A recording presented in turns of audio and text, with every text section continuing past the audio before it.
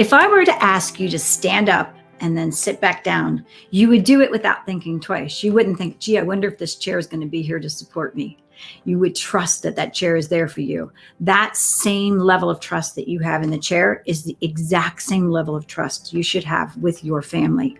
My name is Cheryl Bassett, and I'm the founder of Unstoppable Connections. I'm also the creator of the award-winning Unstoppable Family Meeting Toolkit. My work for connecting families was recognized as one of the next best brilliant ideas for humanity. And so what I'm going to do in the next 4 minutes is unwrap 4 gifts. There's a lot of depth to them, but in the next 4 minutes, we can give you enough that you can sit down with your family and unwrap each of these gifts and create an unshakable, unbreakable foundation where everyone feels heard and respected and supported and celebrated in that process. So let's get started. So how do we unwrap the gift of listening? We do it by choosing to disconnect to connect. See, there ought to be this time in this space where the person in front of you is just more important than your cell phone.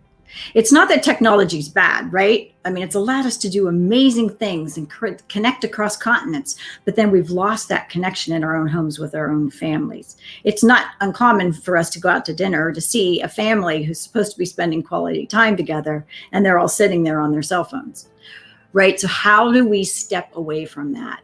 There's studies coming out right now that show that parents and children are addicted to being attached to, I have to have that in my life.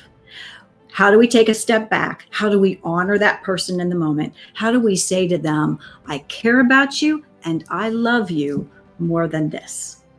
So we're on to the second gift, the gift of respect. We have sort of a fun thing we do around this called Don't Quack the Duck.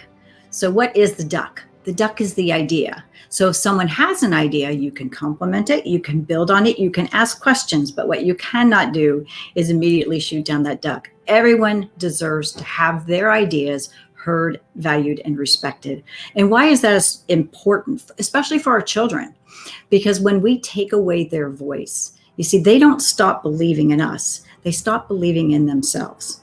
I remember one time, David had this brilliant idea to put a helicopter landing pad on our roof, right? We don't have a helicopter landing pad on our roof, but what we did have was this beautiful unfolding of a discussion that allowed ideas to flow and some of the things we actually did. So the whole concept of don't quack the duck is just give everyone a voice. Let them feel valued and respected in that process, because we all have ducks of our own that we even quack. But this is about respecting the duck. The third gift is the gift of awareness. And we unwrap that gift by choosing to live above the mark. I remember the first time I shared this with my 2 boys. David was probably about 13 at the time. And I said, do you understand that when you're above the mark, you have ownership of your life? You take charge and you believe in your power to change. When you're below the mark, you're literally giving that power away to someone or something. And his answer was so profound. He said, Mom, I totally get it. What you're saying is like last night when we lost our baseball game, we all just sat around and blamed the umpire, but we never looked at ourselves. So tomorrow night, we won't play any better as a team than we did last night. You see, the truth is that we can never solve a problem in the energy of a problem. We can only solve it in the energy of the solution. This is where we, as adults, get to step up and be a part of that solution, that energy that we want to have for change in our lives.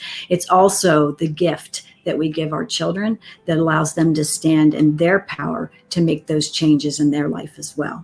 We're on to the fourth and final gift, the gift of love. We unwrap the gift of love by choosing to celebrate ourselves and others. One of our favorite quotes that we would discuss as a family was, when you judge someone, you're not defining them. You're defining yourself as someone who is judgmental.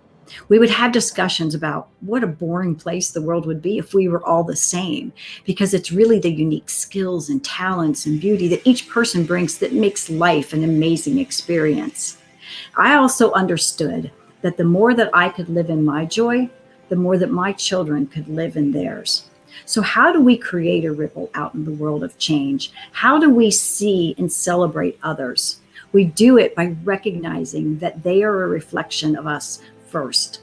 We find our joy, and then we will see the joy in others. So let's disconnect to connect. Let's allow everyone's voice to be heard.